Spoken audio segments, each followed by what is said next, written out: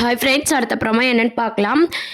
இப்போ பார்த்தீங்கன்னா, ரோகிணி வந்து அந்த கான்ட்ராக்ட் வந்து கேன்சல் ஆச்சு இல்லையா மனோஜ்க்கு, அதை பற்றி வந்து மேனேஜ் கிட்ட பேசிகிட்டு இருக்காங்க. என்னன்னு பார்த்தீங்கன்னா, இந்த மாதிரி என் வீட்டுக்காருக்கே கொடுத்துருங்க, அதனால எங்களை வீட்டை விட்டு அனுப்பிட்டாங்க அப்படின்ற மாதிரி மேலே போய் சொல்லி பார்த்தீங்கன்னா, அந்த கான்ட்ராக்ட் வந்து என் ஹஸ்பண்ட்கே வேணும் அப்படின்ற மாதிரி, அப்போ தான் நான் வாழ முடியும் அப்படின்ற மாதிரி சொல்கிறாங்க. அவரும் பார்த்தீங்கன்னா அதுக்கு ஒத்துக்க போகிறாரு.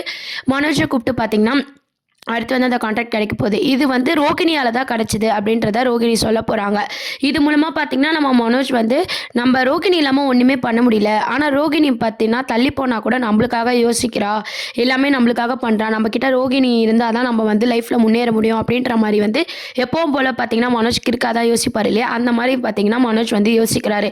அதனால் ரோகிணி பண்ணுற தப்பெல்லாம் வந்து மனோஜ்க்கு வந்து இப்போ பெருசாக தெரியல. அந்த கான்ட்ராக்ட் கிடைச்சது மூலமாக ரோகிணி கிட்ட வந்து விஜயாக்கே தெரியாமல் வந்து பேசிகிட்டு இருக்க மாதிரியான ட்ராக் தான் கொண்டு வர போகிறாங்க. இன்னொரு சைட் பார்த்தீங்கன்னா, இந்த டைவர்ஸ் கேஸு அப்படின்ற மாதிரி விஜயா வந்து மூவ் பண்ணிட்டு இருக்காங்க. இப்போ பத்திரமும் வாங்கி பார்த்தீங்கன்னா மனோஜ் விஜயாவும் வீட்டில் வச்சிருக்க விஷயம் வந்து மனோஜ் மூலமாக ரோகிணிக்கு தெரிய வரப்போகுது.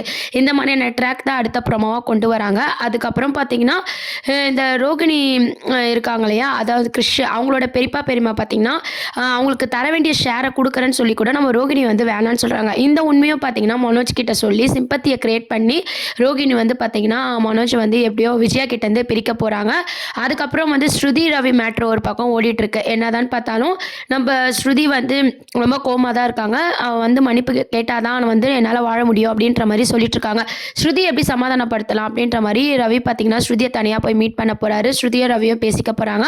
இருந்தாலும் பார்த்தீங்கன்னா அவள் வந்து மன்னிப்பு கேட்டால் தான் நான் வந்து வாழ முடியும் அப்படின்ற மாதிரி சொல்ல போகிறாங்க. மீனா வந்து புரிய வைக்க போகிறாங்க. இந்த மாதிரியான ட்ராக் கொண்டு வர போகிறாங்க. அடுத்து ஸ்ருதி வந்து மீனா, அதாவது முத்து வீட்டுக்கு வர போகிறாங்க. அது மாதிரியான ட்ராக்கும் மனோஜ் வந்து நம்ம ரோகிணி வலையில் சிக்கிக்கிறாரு. இந்த மாதிரியான ஒரு ட்ராக்கம் தான் கொண்டு வர போகிறாங்க.